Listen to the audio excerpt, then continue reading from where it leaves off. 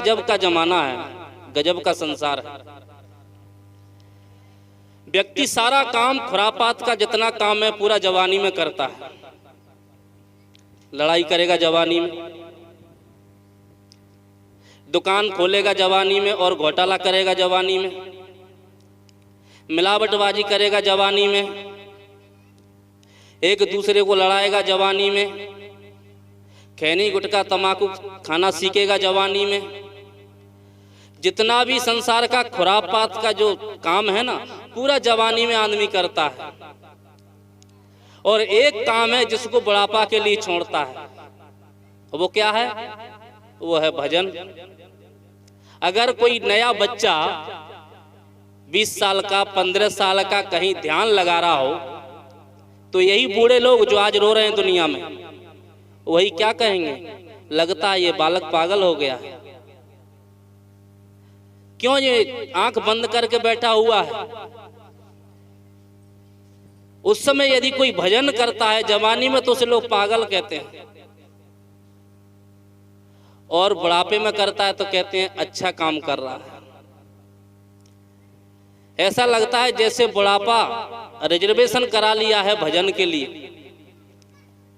अगर जवानी में भजन करेंगे तो लगता है आफत आ जाएगी। अगर जवानी में अगर कोई भजन गाता है या भजन करता है तो ऐसा लगता है जैसे ब्लड कम हो जाएगा शरीर का। घोटालाबाजी करने के लिए ब्लड कम नहीं होगा, लड़ाई दंगा करने के लिए कम नहीं होगा। जवानी में आतंकवादी बन सकता है लेकिन जवानी में संत और एक अच्छा देशभक्त नहीं बन सकता। जितने भी खुरापात का काम है व्यक्ति जवानी में करता है और भजन को छोड़ देता है बुढ़ापे में। अब इसका प्रमाण आप देख लीजिए। 2-4 लोगों को छोड़ करके बाकी सब लोग 50 से ऊपर ही हैं। लगता है इस गांव में 50 से नीचे कोई आदमी नहीं है क्या? बच्चा बच्ची नहीं है क्या? या फिर उनको आवश्यकता नहीं है भजन की, सत्संग की? अगर इसी मोहल्ले में या चौराहे पर कहीं बंदर का भी तमाशा दिखाने वाला आ जाए ना तो यही बूढ़ी माँ, यही बूढ़े पिता, यही बूढ़े घर वाले अपने 2 बच्चे हैं तो दोनों को कांधे पे लाद के ले जाएंगे। और इतना जल्दी ले जाएंगे बंदर वाला तमाशा दिखाने से पहले ये लोग पहुंच जाएंगे। कहीं नौटंकी हो रही तो वहां पर हाथ पकड़ कर ले जाएंगे। नाट गाने में अपने बच्चों को स्वयं कंधे पर लाद करके उंगली पकड़ करके ये बूढ़े माँ बाप दिखाने ले जाते हैं, लेकिन सत्संग में लगता है सत्संग में आने से वो बिगड़ जाएंगे। सत्संग की बात सुन लेंगे, कहीं साधु की बात सुन के साधु के जैसे ना हो जाएं, कहीं संत ना हो जाएं। लोगों को खतरा रहता है।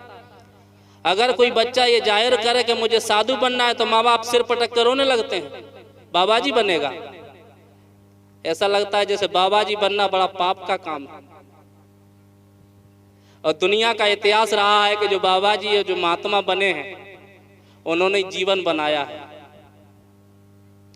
जो साधना पथ पर चले हैं उन्होंने साधना सिखाया है।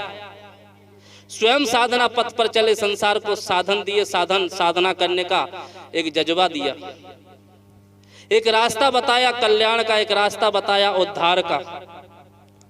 संसार में आपको पैसा कमाने का काम लोग सिखा देंगे। मकान नहीं है तो मकान बनाना सिखा देंगे। खेत में हल कैसे चलाना है वो भी सिखा देंगे। जितने संसार के भौतिक काम है सारा संसार का व्यक्ति ही आपको सिखा देगा। लेकिन भजन की बात करो तब आपको आवश्यकता पड़ेगी किसी संत की, किसी साधना संपन्न व्यक्ति की, किसी महापुरुष की, क्योंकि ये सस्ता काम नहीं है। भजन कोई माला फेरने से आपका भजन नहीं हो जाता है। बहुत से लोग कल्पना कर लेते हैं कि जब बुढ़ापा आएगा तो एक काठ की माला ले लेंगे और 2 बार 4 बार 10 बार जितनी बार कोई बताएगा फेर देंगे, हमारा भजन हो जाएगा। और जब 4 बार 5 बार 10 बार माला फेरेंगे तो जितना पाप किए हैं वो सारे कट जाएंगे। जितने लोगों को लूटा था माला फेरने से अगर कट जाए तब फिर सत्संग की क्या आवश्यकता है? फिर तुम माला लेकर के सब बैठ जाओ, एक दूसरे का गला काटा हो और सिर्फ राम नाम का नाम जाप कर ले, जय श्री राम बोल ले, सारा पाप उसका ध्वस्त हो जाता है।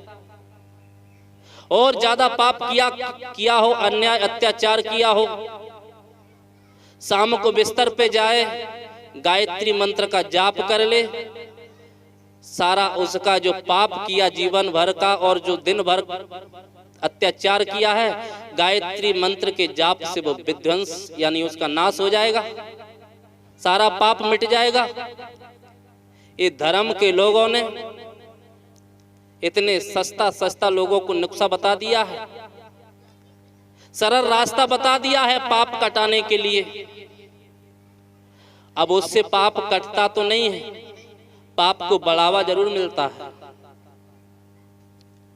अगर किसी को व्यक्ति दुख करता है, किसी के लिए दुख पैदा करता है या किसी को दुख देता है और दुख देकर के अब वो सोचे कि मैं जीवन में सुखी हो जाऊं, तो ये संभव नहीं है।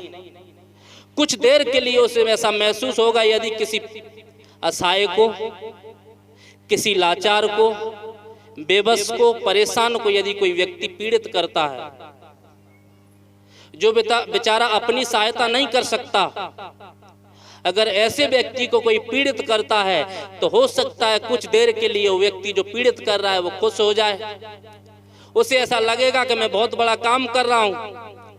लेकिन इसके पीछे उसके लिए जो एक बेस बन रहा है, उसके लिए जो प्रारब्ध का जो एक गट्ठर तैयार हो रहा है दुखों का, जब वो उसके सामने आएगा, उसके सिर पर फूटेगा, तब उसे मालूम पड़ेगा और उसे वो याद आएंगी जो उसने जीवन भर एक दूसरे के साथ किया है।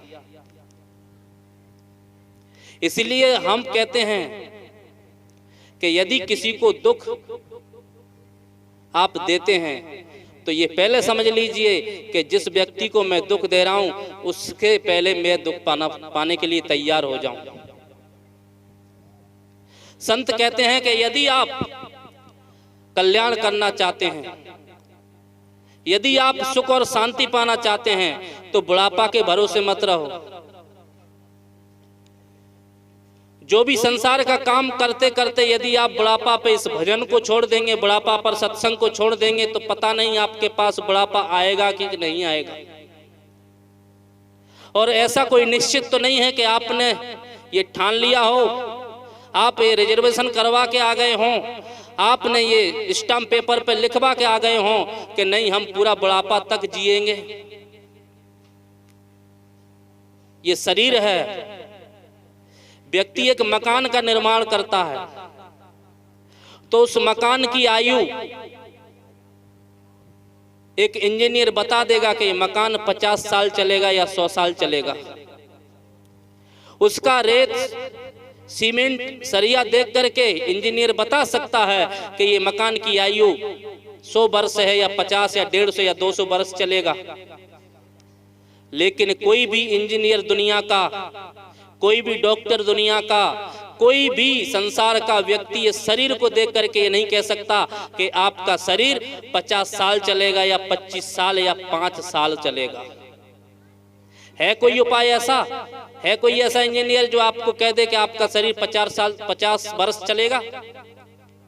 है कोई ऐसा इंजीनियर जो आपको ये कह दे कि आपका शरीर 100 साल चलेगा? ऐसा आदमी आपने कभी कहते देखा है? भले आदमी जी ले 100 वर्ष की जिंदगी, लेकिन कोई ये दावा नहीं कर सकता कि आपका शरीर 100 वर्ष चलेगा। फिर हम बुढ़ापे के लिए इस भजन को क्यों छोड़ते हैं? हम ऐसा वादा क्यों करते हैं, ऐसा दावा क्यों करते हैं कि नहीं हम अपना भजन बुढ़ापे में करेंगे, कीर्तन बुढ़ापे में करेंगे, राम नाम का जाप बुढ़ापे में करेंगे? ये सारी चीजें बुढ़ापे के लिए क्यों छोड़ते हैं? ये हमारा आलस हमें एक दिन उसी दुख में ढकेलता है, उसी मार्ग पर ले जाता है जो जीवन भर हम करते हैं। उसी का परिणाम ये बुढ़ापा तो सिर्फ भोगने के लिए है।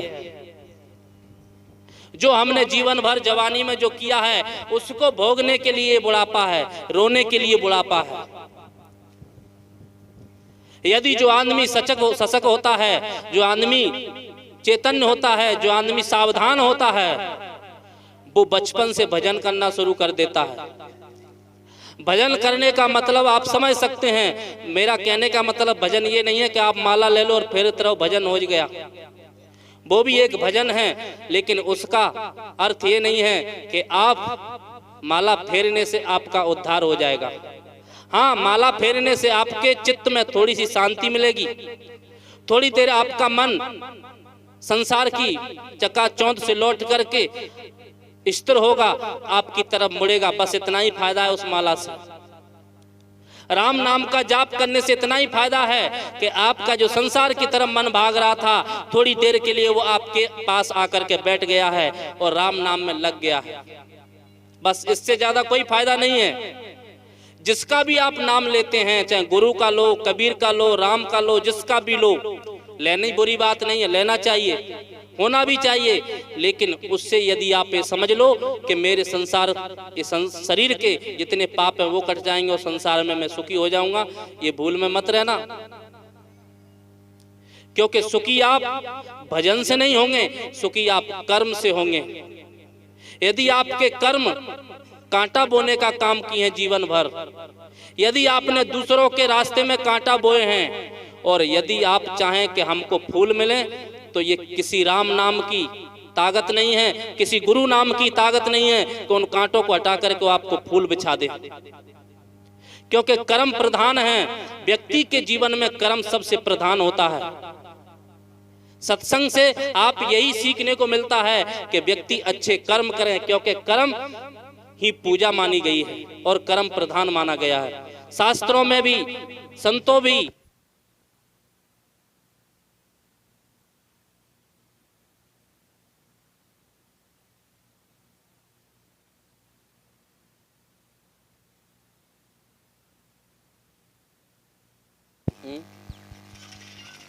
हेलो,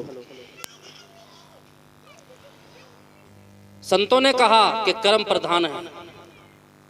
अब जरा हम अपने जीवन में देखें कि हम किस प्रकार के कर्म कर रहे हैं। घर में दो भाई हैं, दोनों भाइयों के कर्म कैसे हैं ये आज देखने को मिलता है। जिस घर में राम की पूजा होती है, जिस घर में भगवान कृष्ण की पूजा होती है और जिस घर में हनुमान जी की पूजा होती है, उसी घर में यदि दो भाई हैं तो कितने दो भाई हैं जो राम और भरत की तरह मेल मिलाप से रहते हैं। वो दोनों भाइयों में क्या राम और भरत की तरह प्रेम है? उन दोनों भाइयों में कृष्ण और दाऊ की तरह प्रेम है? यदि नहीं तो दो कौड़ी का है राम नाम लेना, दो कौड़ी का है सत्संग सुनना। यदि आपका जीवन भरत और राम की तरह नहीं है और आप राम का नाम लिए जा रहे हैं, तो ये आप सिर्फ राम का नाम आप ले रहे हैं, इससे कोई कल्याण नहीं होगा। जब तक आपके दोनों के संबंध, दोनों के आपस में परस्पर प्रेम नहीं दोनों में होगा, तब तक आप राम नाम लेना व्यर्थ है। सच्ची पूजा क्या है राम की? सच्ची पूजा है राम की आपस में दोनों मिलकर के रहना। उदाहरण के लिए हम रामायण पढ़ते हैं, रामायण की चौपाई सुनते हैं, रामायण का उदाहरण भी देते हैं कि भरत और राम में इतना प्रेम था कि एक दूसरे राज्य के लिए, एक दूसरे के लिए प्रेम सबसे ऊपर रखा, राज्य सबने ऊपर नहीं रखा। अयोध्या जैसा राज्य कौन नहीं पाना चाहता?